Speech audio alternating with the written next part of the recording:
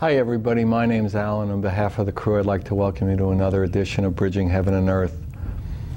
You know, again we're together, again we're here, again, you know, the crew put this set together and, you know, was on cameras and standing with cue cards and in the audience, and, you know, people are directing the show and working the graphics and the audio and all the things that take to make this show happen and to make it available, you know, with our love for you, in love.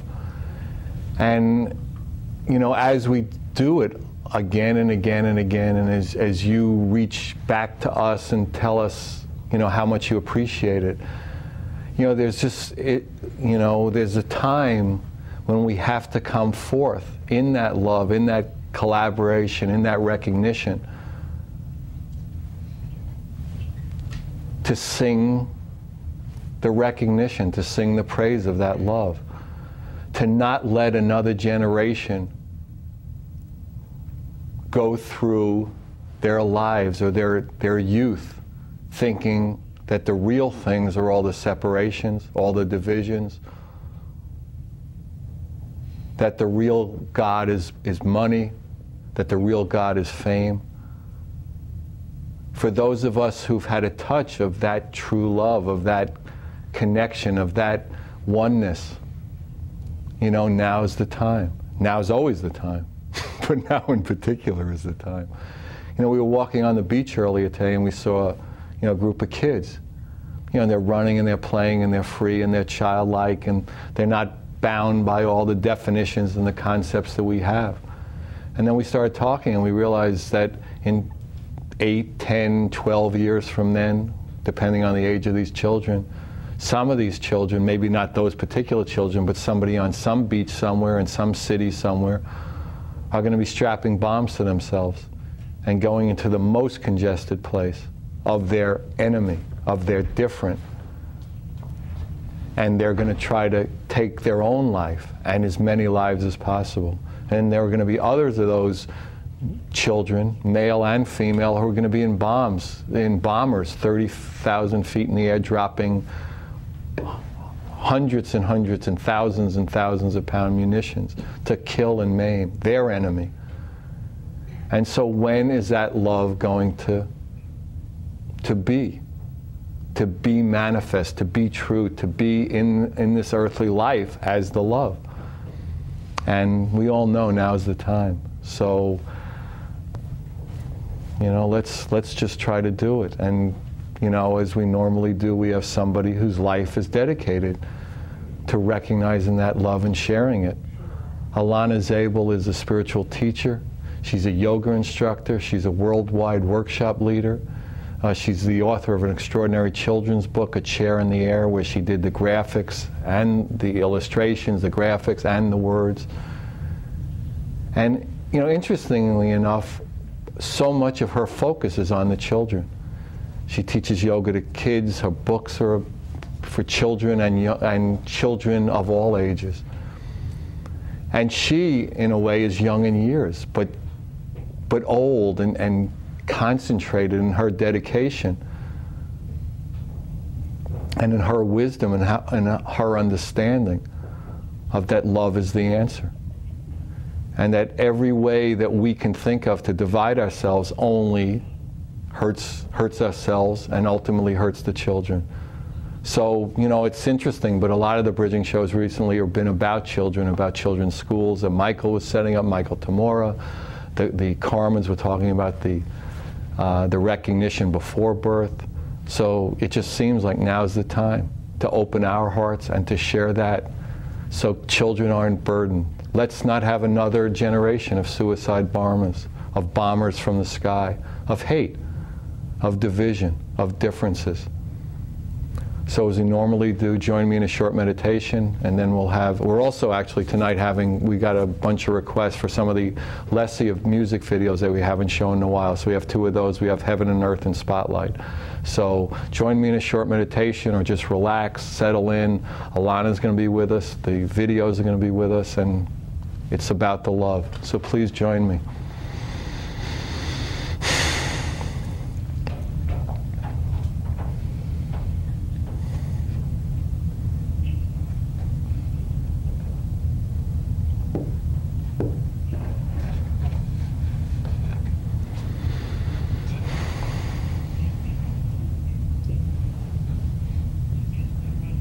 Thank you. So let's start tonight's show with the Lessia music video. This is written by myself and Lessia. This song is called Heaven and Earth. The slides you'll see are by an old friend of bridging, Walter Matheson. It's performed by Lessia. It's Heaven and Earth.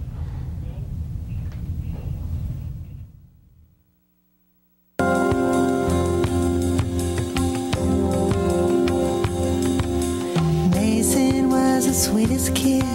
He knew an awful lot till he grew up and got busy, and then somehow he forgot the stars dancing in his head that connected all in sight. His world was more wide open then. He really had it right. He knew the bridge between heaven and earth. He knew the magic of love. All it was worth. Jenny was a happy girl. She found bliss in every way. But then she had a life to run, and there was no more time to play. And though her long-held dreams came true, they didn't fit her well. She kept thinking she'd forgotten something, but she couldn't really tell. She'd lost the bridge between heaven and earth.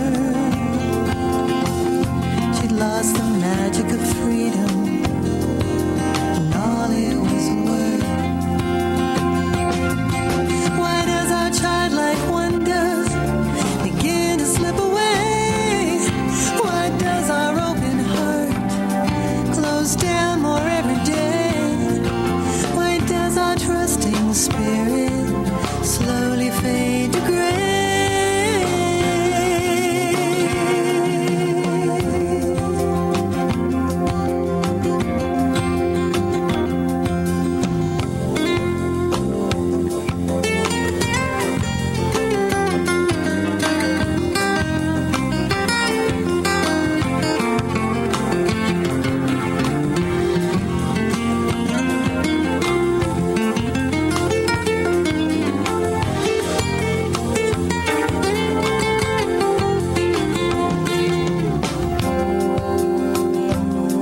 Two TVs and three telephones keep us on the line. We look good on the outside, but we left our joy behind. Well, Mason saw the stars once, and Jenny knew the truth. With the packaging so good out here, we seldom seem to choose to take the bridge between heaven and earth. Feel the magical oneness we all sense at birth, to know the power of love and what it's worth. To take the bridge between heaven and earth. Take the bridge between heaven and earth.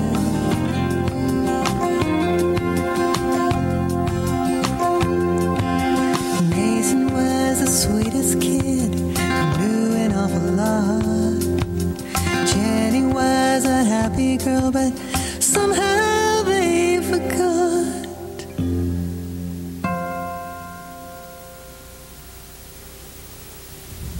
Hi, welcome back. We're on the set with Alanna. Welcome, Alanna. Thank you so much.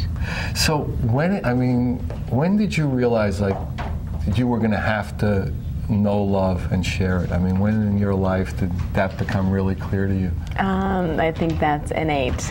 Really? I do. I think we all know that. That's our hunger. That's the food. But I mean, when did it reach your consciousness that this was something that you're going to have to live out and manifest and seek to, have a livelihood from it and all When that? I forgot it. When all of a sudden I was surrounded with judging, with being in Los Angeles where people view you how you look, and I fell victim to it, and all of a sudden I lost a part of me that I didn't know what it was, and I was searching to find, I searched through bushes to get down to the root, and the root was love. The root was love. Everything is love. If you generate hate, your cells divide and we create disease. If you generate love, do you ever see someone in love? They doesn't matter where they could walk. Mother Teresa could touch lepers. It doesn't matter. If you have love, you are totally healthy. your immune system is booming. Love is everything. And also you had a serious accident that kind of flipped your life around. Exactly, because I wasn't consciously generating love before that point. It was just natural, like it is for most people. Then all of a sudden I was consciously fearful. All of a sudden I was consciously reactive. And the love then was suppressed and was dying, and then I wasn't as healthy, and I had to question, and that was the sort, you know, as the surface, what's happening to me? What can I do? So then you go to the supplements, you go to the doctors, you're going to the chiropractors, you're doing yoga, and you realize that you become dependent on those things until you get to the source of the liberation, and you don't have to do yoga. You don't, I mean, it's great. Yeah, you don't have to do those things. You don't have to take all the supplements. You just sit down and generate love, and you're healthy. Or connect to the love you are. I mean, you're not really generating it, right? I mean, wouldn't you say that? Well said. Yeah, reveal it. Let it reveal itself. Because what it is the body constricts it. As we get older, we get tighter, and it's the ego body that all of a sudden constricts and controls, and the love can't flow. It can't move. If you're loose and you're free and you're happy, when you're happy, you're loose. And that's what, you know, they talk about being childlike, and we were talking at the opening, or we were talking during the day, that childlike quality. Right. Is the looseness, the openness to what you are and what the universe is. Right. And if you go with the same concept of flexibility, children are just so flexible. You know, even physically flexible. Physically flexible. Right. When I teach children, it's not, I'm teaching them more strength on the physical aspect of yoga than I am flexibility. They've got the flexibility, head to the back of their knees. And so, you know, as I said at the open, it seems like a lot of people who, you know, have different spiritual, even different spiritual paths, seem to be focusing very much on, you know, the younger generation or children, so that they possibly don't have to go through the, you know, the twists and turns that we did. So when did it kind of focus in for you that you wanted to do, you know, work with children a lot? Naturally, I've always worked with children, but when it was conscious, again, it came to a point when I was meditating and I realized, why bother with the old? Some of our audience will be very pleased that they couldn't cut out. At what age do they start getting cut out in your world? I'm a little concerned. I actually might be on the other side of it. Well, for you older folks, you can go to sleep now. And actually, I'm going to leave the set myself. So. No, I'm not talking about way. Okay. Because I know my grandmother is young. I mean, you mean young at heart, kind of. Young at heart. All right. But when I was concerned that there was going to be an age verification. But the actual parallel I was making was in the meditation. You know, the thoughts. Why you just let those old thoughts just keep recirculating? So that's what I was saying. Let that exfoliate. And what old thoughts do humans have? Did you have that you started to see that? We repeat the old patterns. Like, why did I do this 5 years ago? Why did I do that? All this past that's constantly regurgitating in our head. And it comes down to a point where you just say, where am I right now? Right now, I'm here. I'm alive. I'm happy. I'm so thrilled to be part of this human experience and be here and start generating new fresh seeds. The fresh seeds develop a new fresh garden. If you're always just worrying about the old one, you got to constantly pull weeds and you got to constantly be watering this old soil. And even in the future, I mean, you're not, you know, the future and the past at some point are the illusion of not being in the present. So. Right. I use the future as hope. To watch something grow, you plant a seed because you're excited that it's going to grow into something beautiful. You're not too attached, you know that eventually it's going to, die, rise and pass away. That's the law of our existence. But definitely to be excited to watch the process, to be in the moment as it's happening. And how do you find, have you been finding, because it seems like there's tremendous energies now that, the awakening is happening, to all ages, older, younger. And I mean, do you find like children are more receptive, like we've heard, and we've had guests on to talk about the indigo children or children like that. Why don't you talk a little about your experience? Last year, every single one of my private yoga clients became pregnant. So all of a sudden, not only was I doing pregnancy yoga, but now I have about 15 little between 6 and 9 month old babies that I am now seeing on a regular basis because I'm still working with their parents. And these kids are special kids. They're amazing. Just like in terms of like awareness, you can feel their conscience, their focus, and all that. You can communicate eye to eye, soul to soul. They get it. And I've always noticed that kids could do that, but these kids more so. They have really special names. They're going to be raised in a much more aware environment with healthier foods and with more love. There isn't going to be as much reaction and as much ignorance as there was in the past. So they're going to be amazing kids for that reason as well. But you also teach in a middle school on a regular basis, and do you see a transformation happening on that level with your kids, what, 12, 13, 14? Yeah, and so they're at a really tricky place where they're about to fall into the pressures, especially being in Los Angeles too, of the pressures of Los Angeles and how they look. But I just want to encourage them just to stay open, just to be really natural. You know, I'll be doing a pose and they'll start giggling because I have a big butt. And that's the greatest opportunity. But since J-Lo, you're better off. Isn't that true? Thank for God the elder for generation? But you know, for them, like, you know, they feel like they have to go work out or take some diet pill, you know, because it's a faux pas, or it has been in the past.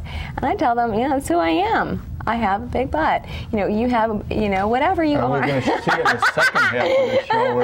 We're doing a second half big buttage. Yeah, so I just want, what I want to encourage the kids is to accept who they are, you know, not to judge themselves, not to beat themselves up in self-hate, and to keep their flexibility, to keep their minds open and keep love. And when you talk about flexibility, you're talking about not only the physical, but the emotional, childlike quality, the emotional openness to new experiences, to growth. It goes hand in hand. If you know really uptight people, they're a little more uptight. They're a little stiffer. Yeah. So, and what made you write that, you know, really incredible children's book that you illustrated?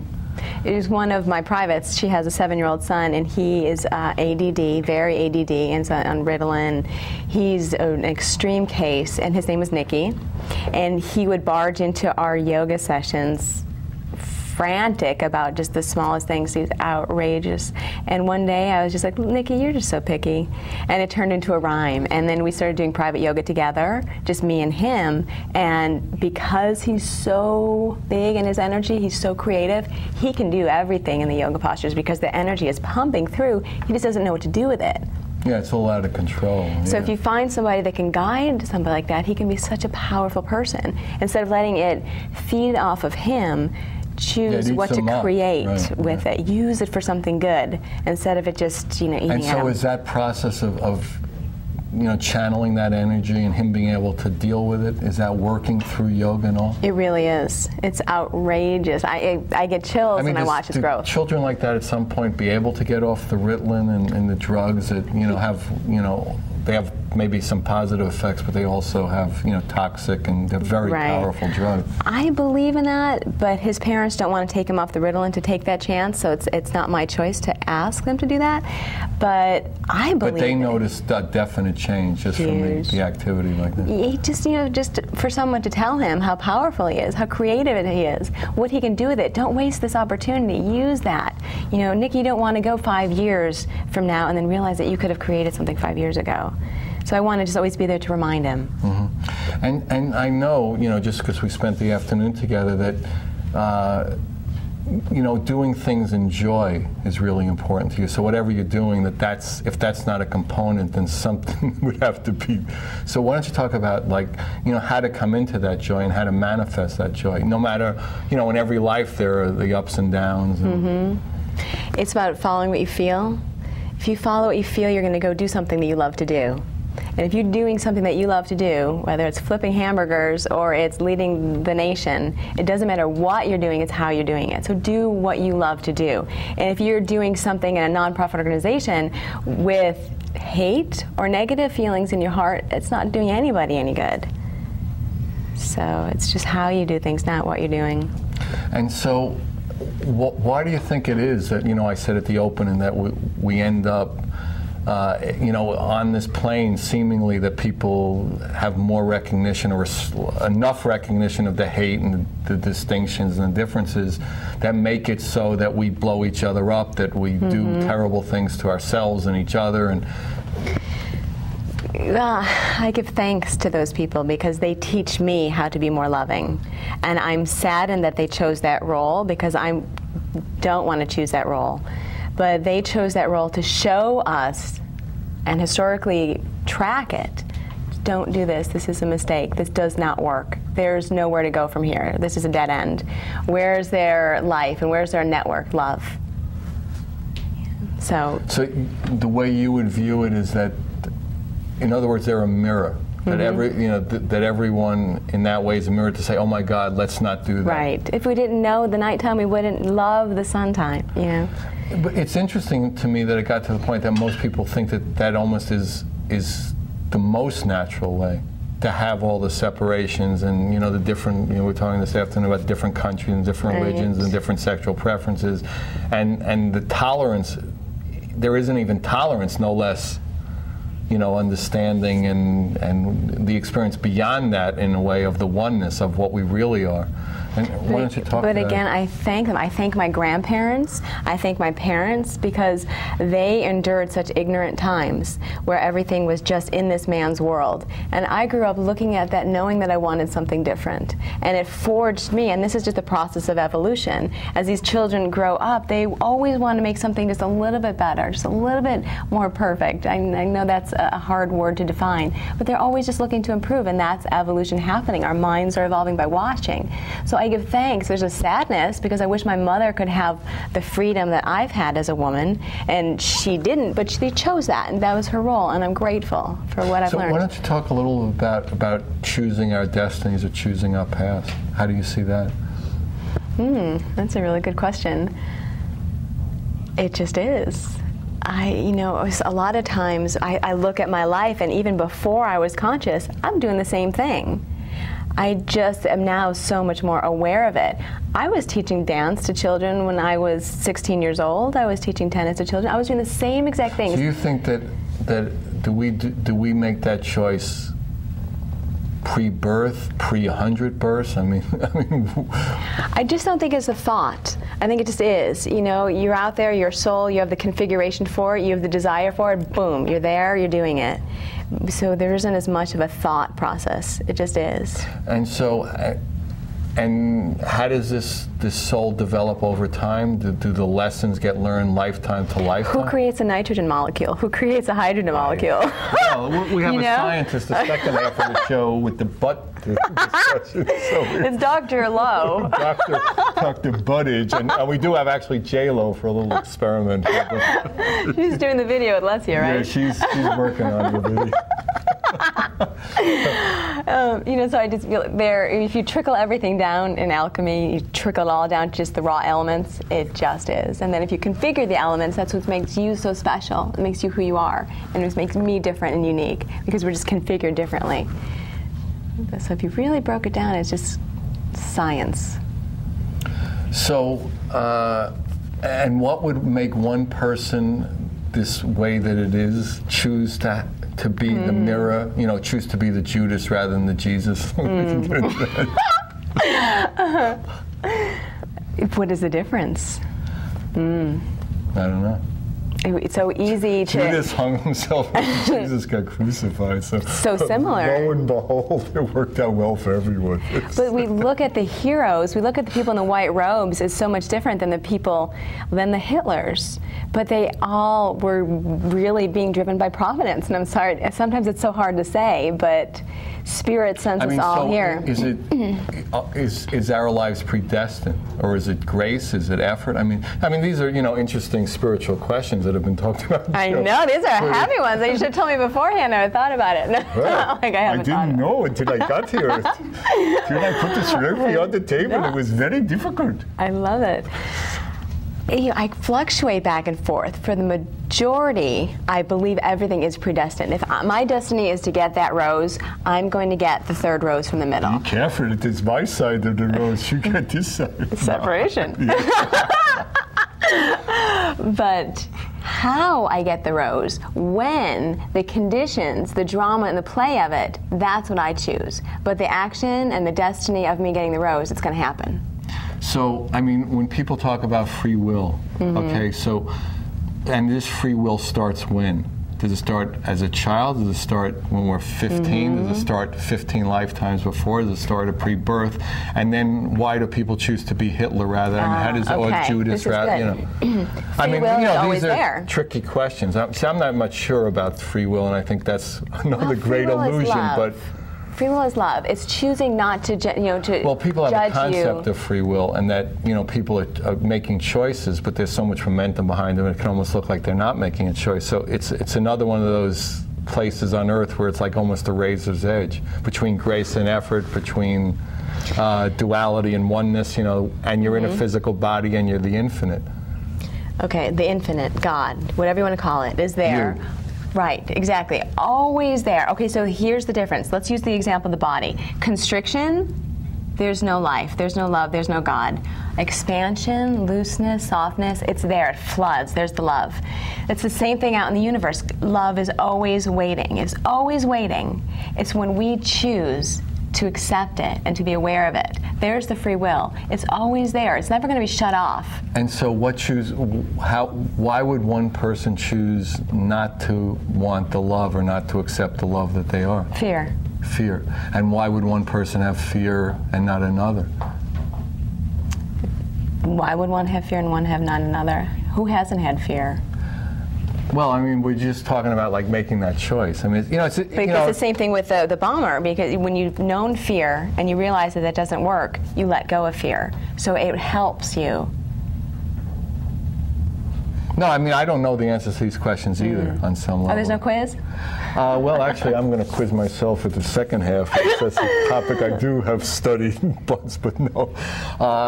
These are just interesting questions. I mean, it's interesting because, see, I think in my experience, when someone experiences that love, that infinite, that God, that in a human body it feels like love. But, in essence, it's energy. Right. But as a human, we experience it as surrender, as love, as oneness. And we're just using words to describe it, so we use a word called love.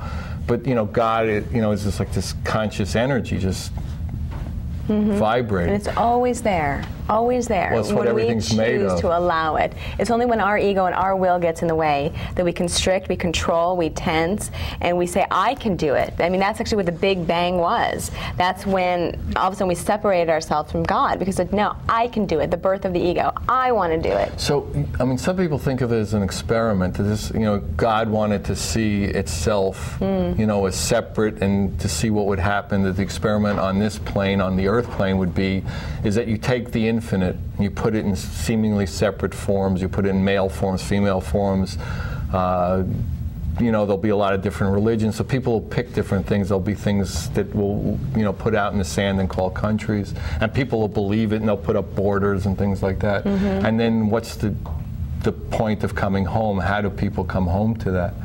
I mean, people have talked about that being the particular experiment here, and people who come in with the consciousness that they're one and then forget. And that's part of what it is here. So, like the story of the prodigal son. He runs off because he wants to live a pagan life, and spends all the money and whoring and all that. And then he comes running home, and his father, open arm, throws a party just to see him, and the contrast of just being loved. Just to come back to love after having such an experience, thinking you can do it on your own, and making a mess and having accidents and not generating love. And then you come back and you realize it was always there, and I wasn't realizing it or appreciative. Now I'm so much more committed. So, and you're also working, maybe we'll talk about that. Why don't you give a little introduction? You're working on a book about the first book for...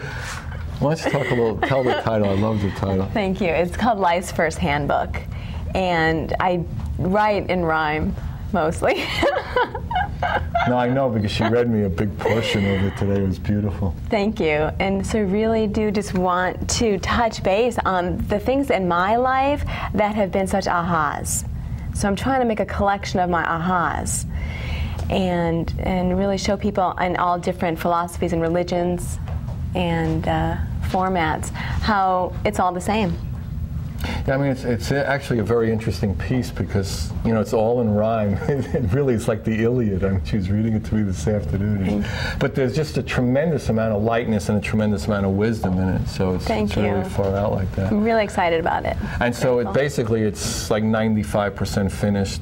the part you read me, and then you're gonna, I mean, the publish is pretty well done and all that. Make some changes thanks to you, truly, truly. Alan has given me the greatest feedback I've ever received in my life, and I'm so, so grateful and honored. Thank you. So I'm going to make a nice adjustment. On that note, you could sit with that while we... Even though he's older than 30. Right, I am older than 30, and okay, we know where that's been going. All right, so let's do the second video. I know people have wanted to see, this is the Lessia Spotlight video. Again, Lessia and I wrote it. It's performed by Lessia. It's from the Lessia Bridging Heaven Earth music CD, and the video is by the Bridging Crew, so it's Spotlight. He's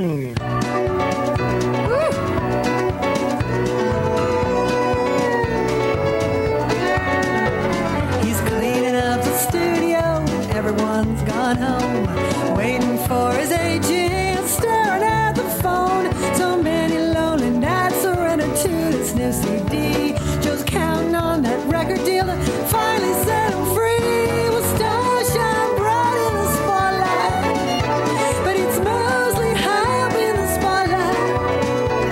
Be careful what you wish for, what you dream. Things are never quite the way they seem.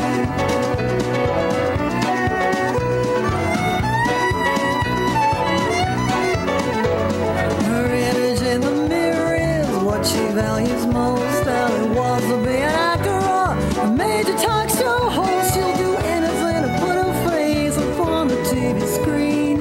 Anything to get there, no knowing what it means. Well, stars shine bright in the spotlight, but it's mostly high up in the spotlight. Be careful what you wish for, what you dream, 'cause things are never quite the way they seem. The other kids, they all used to laugh at them, but somehow they still feel small. One day they're gonna learn that fame and fortune don't make much difference at all.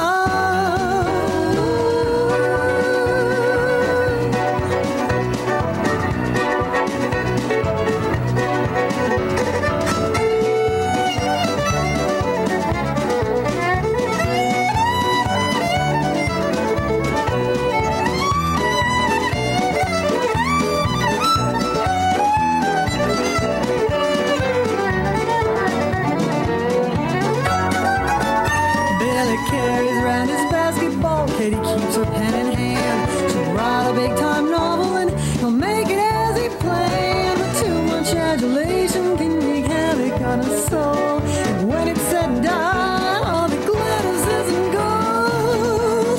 The stars shine bright in the spotlight, but it's mostly high up in the spotlight. Be careful what you wish for, what you dream, 'cause things are never quite the way they seem. The stars shine bright in the spotlight, but it's mostly high up in the spotlight. Be careful what you wish for, what you dream. Things are never quite the way they seem. Things are never quite the way they seem. Things are never quite the way they seem. So we're back on the set with Alanna. So why don't you talk about this new book? Because I mean, it really was fascinating to me how, literally, I mean, you rhymed your way through, you know, like so many life situations, and you did it lightly, but there was tremendous wisdom there. I mean, how did that come to you? How long did it take you to do that? And do you speak in rhyme too? I've always written my journals in rhyme, and even when I was younger, I always did everything in rhyme. But I truly believe all my books are channeled. I did all of my children's books within 3 days. And this project I started in October, and I was writing it as a novel, a straight-out novel, and it was about a 100-page novel, and I was reading it to a friend of mine, and I was bored listening just to the jargon, because I'm not much of a reader or one to go to lectures. So I thought, I'm going to put it in my format, into rhyme, and so I started transcribing this 100-page novel into the rhyme, and I'm just so much happier with it because it's simpler. It's really joyous and Thank fun. you. And you get the essence. You just kind of take out all the middle words, and you just to get the essence, and that's really why I like doing rhyme. And so, interestingly, I mean, you know, there aren't that many books like that. You know, since the Iliad and the Odyssey, I think they were and Shakespeare. Right here. But so, I mean, do publishers, are they open to, you know, being different that way, or are they excited about it, or are they wary of it, or scared, or, you know, people don't do it that way anymore unless you're Shakespeare? Because I didn't go through the process of going to all the different publishers with this one, I already had a connection. I don't know, but I do know that Dr. Seuss had a problem. He was trying really hard to get published, and he's a brilliant rhymer to me. But with my children's books, yes, they were definitely a little skeptical of the yoga because that was too new agey at the time. But now they're just so much more open to it. Yeah, yoga's really, I mean, in a way, taken off. I mean, you know, whether it's good for yoga or not. I mean, because, you know, sometimes people, you know, things get blown and then they're gone. I've done that. Of course, you haven't, but you I think the beauty of yoga, it keeps going. You do? It keeps going. There's just so many more layers. The layers are infinite. Yeah, if you keep it up. But I mean, some people, you know, just in the, you know, in the Western cultures, I mean, you know, like there are 150,000 stations, and unless you really click into, you know, the value of one. But then that's frivolous, you know. That's like working out. It's like how much muscle can you possibly build? It's finite. Yoga is about tapping into love, and that's infinite. So, and you teach, excuse me, you know, adults too. I mean, over 30 to 40. I even have a 72-year-old private. How's that? 72. Wow, that's younger than me. No. So, and you're finding there's a tremendous resurgence of people recognizing the essence of what yoga is about and really seeking that out and using essence, not, as you say, as an exercise program. I mean, not that it's not that, but in addition, that the real root is that connection, that yoga, union, right? Yoga means union, that love, right? Union, so that what I feel and my thoughts and my feelings are represented by my actions and what I do. So I'm not feeling a certain thing and saying something else. That's living a lie. So truth is, this is what I feel, and I'm going to express it in a loving way. That's yoga or union. And so it's the same manifest in the body. The outside ego, the body that protects our soul, is just soft. It trusts. It's not so hard and rigid and warlike. There's no reason to be at war. You know, so when those match, then you have the union. You have a soft, supple body that's still protecting your soul and your spirit. And there's no conflict. So if you know, somebody is watching the show of all ages and they felt like, you know, it was important that they could sense your joy, they could sense your peace, I mean, what, you know, recommendations would you give them to start out with, you know, 5, 10, you know, as long as until the show's over, you know, how would you know, recommend to people that they pursue that love, that openness, that surrender? Surrendering. As far as in yoga? Just in life. Just in life. Yeah, just going through the surrender. Sitting in nature and surrendering, just trusting. Observing is something that's natural. But, you know, whether the birth of a child, that's natural, or an ocean or a mountain, or something that they love to do that stirs up. Even if you're in love with somebody, just generate love. You love your dog, you love something, and then research that love. Research and find how you can spread that to everything in your life. And how would you, I mean, in your life, what was the way that you expanded that love to include, you know, more and more things that, you know, that your life started to be filled with beautiful moments, beautiful minutes, beautiful 5 minutes, 10 minutes, hours, days, weeks, and then you have a beautiful year? I think it started when I started teaching yoga.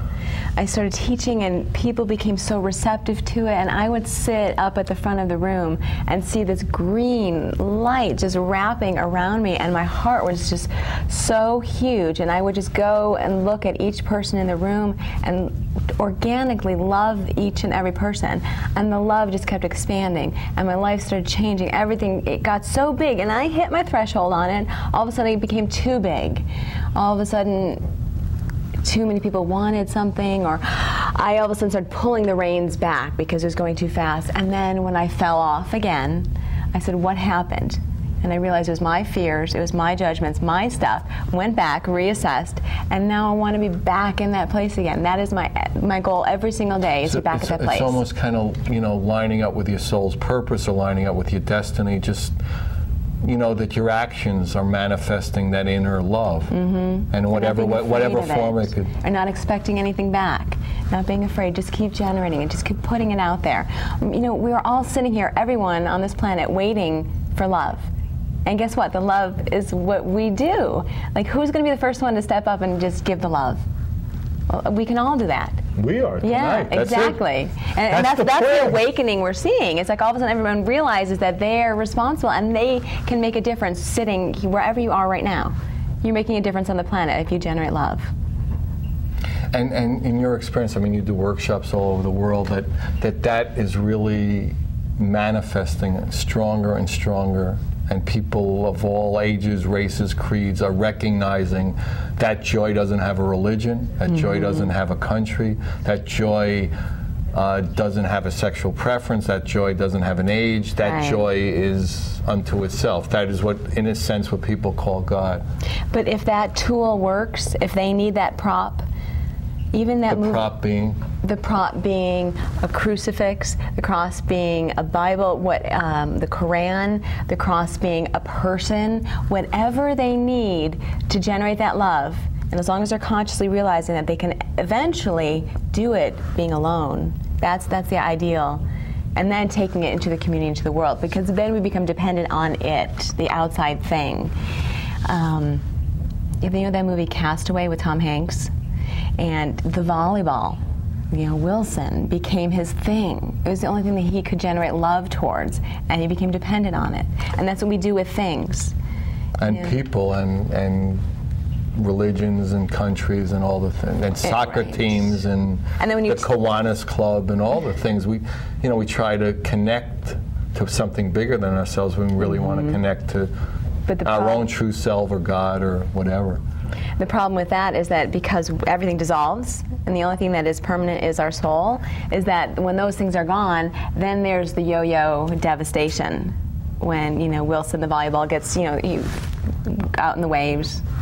When they closed the Kiwanis Club, I felt terrible. I don't even know what Kiwanis is, but I'm going with it. Out of this area, and it was a very dangerous time for me. Sorry, I'm really sorry. I have gotten over it over a number of years. So, the thing to me that's interesting, and I said a little at the open, is, and we see it a lot here because literally people come from all over the world and do the show here in common. We spend time with them, and that more and more people are coming, and in Earth years are youthful. We have somebody coming on later this season, Vanessa Stone, who's from Austin, Texas, 27 years old. Beautiful. Unbelievably gifted, unbelievably surrendered, faith. And for us, it's just a beautiful experience to see that happening. And then these people taking it back to, the children. And so, because I know, and from myself growing up, that, I had to I knew it as a child and I forgot, and then the remembrance came back at different points and got fuller and fuller. But it would be more beautiful if we never went into, in a way, that separation where it was, where hate is there and differences are there. Eventually. Yeah, but I see that energy really happening, that when you're with the children, and when Vanessa is, and Michael, and all these people, that something really happens, and people are focusing their attention on that. So they're the future. Children are tomorrow. They're the leaders of tomorrow. They're the teachers of tomorrow. You can teach a child. The sooner that you can teach a child, the less that they have to unwind later. Well, yeah. I would almost say, not even teach them, but not allow them to be taught things that are divisive, and are destructive, and are result in hate and result in the bombings and all the things that we do. And the beauty to take in the yoga, to take in the teachings, to take in the psychic remembrances, just so they don't forget them. That's we've had so many guests on the show who were incredible psychics who went through just torment and years of forgetting, and then came back to it. But just because nobody believed in it, they were taken for exorcisms, they were taken for That's the law of Kabbalah. The more that you have to reinforce something, like the more resistance that you have, the stronger it gets. So they're the ones bursting it open for these children, or for whoever else, you know, to do that. And gosh, I tip my hat to people that have really struggled to open the doors. Yeah, I mean, I don't know if you went to the website, but we had, you know, a good friend of ours, Gina Gidio. I mean, one of the really great healers of the world, and won awards from Russia for all the things he did with the Chernobyl victims and all that. I mean, he went through a thing that he was given exorcisms, and then he was given 2 shock treatments a week for 50 weeks for a whole year, because he had all these gifts as a child, and and then he forgot them like for 40 some odd years until another weird set of circumstances. So I mean, a lot of people, those kind of gifts were not empowered and enforced and recognized and loved and nurtured, and to see that, you know, you're in there doing it is really fantastic. Women have really endured that a lot. You know, the number 13, because that's, you know, women, there's 13 lunar cycles. So they say you're loony because you're following the lunar cycles. Always, you know, suppressed because they were just more in tune to nature, the cycles of nature. And so a lot of times, I don't want to say men, because I don't want to differentiate too much between men and women, but society suppresses what is natural. You know, the way we want our highways to go, it doesn't matter what's natural, and there should be, you know, cows grazing there. Plow right over. So whatever is natural and powerful, we tend to suppress. And why do you think that is? I mean, don't it's the natural law of Kundalini. You know, it has to be suppressed in order to get really strong to pop the lid. So it's necessary to do that because of the evolution of consciousness, in a way. It's part of it. And that's why it's best not to judge. Everything is perfect. Everything is part of it.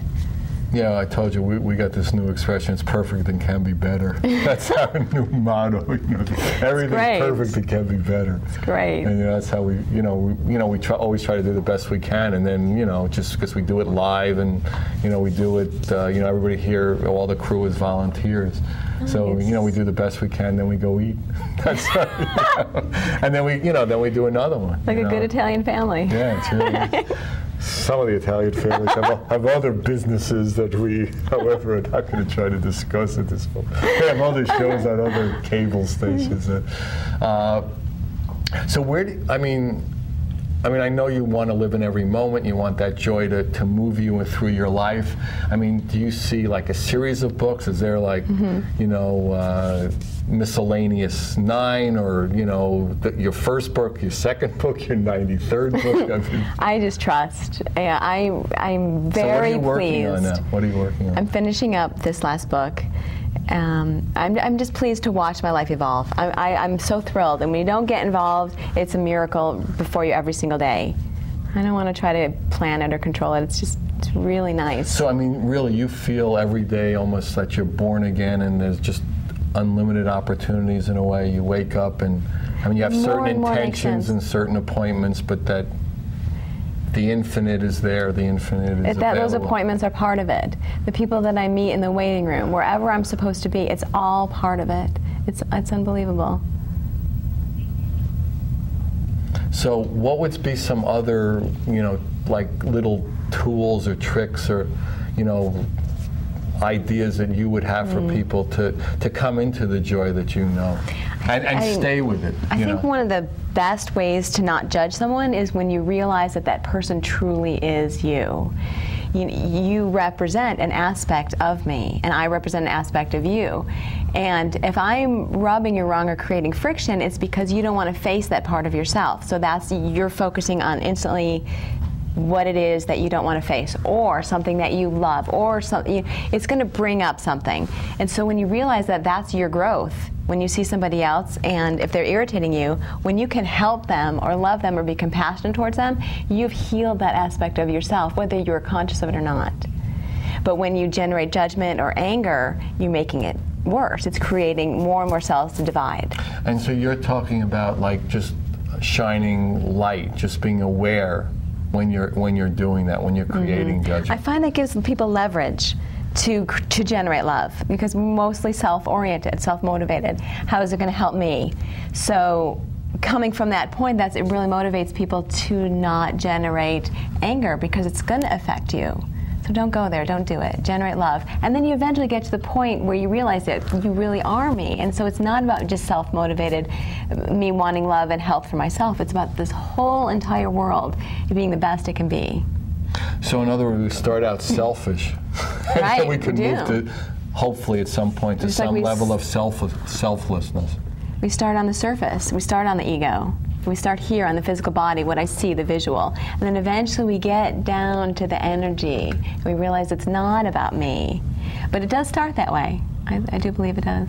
And so, and then the inner and the outer almost become one, because we stop separating me and you and the different, everything that we separate here. It all becomes, or the differences become so minute in light of the grandeur of the love. Yeah, you start to see different skin colors and different hair and the differences as beauty. It'll just start like a museum. You're walking around and everyone's a museum. What an interesting painting. And so when you go through your day, I mean, you're open to like the mystery of it, the glory of it. But there's such a formula to it as well. Even though it's mysterious, you know it's coming. And it's interesting to watch how it's going to happen. And so when you say like, so how would you describe what's coming for you? Love. I feel and I see the growth of love and the work that I want to do, and how I can use the gifts that I've been given to spread that. That's beautiful. Yeah, I mean, you know, for us, I mean, you know, we see so often that, you know, the more someone lines up with, you know, that more and more things they do are done joyfully and lovingly, then their lives are more joyful and loving, surprisingly enough. You know, and that's, you know, we talk about, like I was just talking to somebody earlier about, you know, about possibly next season, and we want to do a show every week and stuff like that. And the first season we did a show every week, and by the 6th or 7th show, you know, doing an hour live show every week, we hated it, you know, and we weren't joyful and loving doing it. So it's like, why do a show about joy and love and oneness if you're not?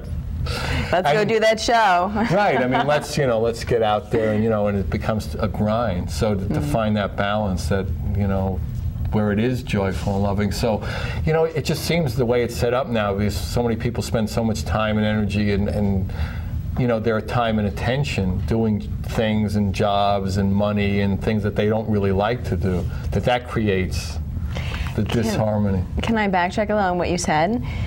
You can start at the beginning from, okay. When your show was doing well, something instigated you to say, let's do it more often. For whatever reason, it was... No, this actually was the first season, so we didn't know any better. Okay, that particular okay, gotcha. No, somebody did say it now, and I said, no, I think we've learned that lesson. Right, but when you did try to do that, it is different now. It was miserable. Right, but it is different now, because maybe there are more people involved, there's more energy, we've done it before. So, I mean, even though this was, you know, 8 or 9 years ago where we started, you know, the first season was 13 shows over 13 weeks, and it was... You know, maybe it would be different now, but I still, you know, when she said, I said, I don't think so. And that was my reaction. And it might be a sign. You know, a lot of times, you know, the signs come as those little lessons that eventually you're going to have that. You know, so you fail then, you just let it go. Oh, okay, up and down. Right. And then eventually, you know, years later, it all of a sudden is happening. You're like, oh, I get it. I had to learn that lesson back then. Well, and it also could be that under different circumstances. I mean, if we had our own studio and everything was set up and we just walk in and all the equipment's set up, you know what I mean? We walk in once a week, or, you know, and do it rather than, you know. And so who knows? I mean, that's like the mystery and the glory as we proceed. And if we have that faith, then it's beautiful. But that happens in our lives. You fall in love with somebody, and then it ends, and you think, oh my gosh, I'm never going to have love. But you realize you learned so much from that, and then it comes later. It comes in a different form. Yeah. Okay, 30 seconds. Last thing that you can tell the multitudes. You are absolutely beautiful beings. And tap into that love. My favorite quote is Mother Teresa: love is a fruit that is always ripe, it is always in season, and you can always pick freely. Wow. That's great. Okay, so that's it, you know, pick the love. Yeah. So if you want any information about Alanna, the Lessia CD, you know, anything that we talked about tonight, how to reach Alanna, the books, anything, call me, Alan, 805-687-2053, 805-687-2053. You know, we started the show it being about the love. We ended the show it being about the love. You know, let's experience it, let's share it, and let's collaborate, let's have fun, let's do it. Good night, God bless you. We love you. Thanks for coming. Good night.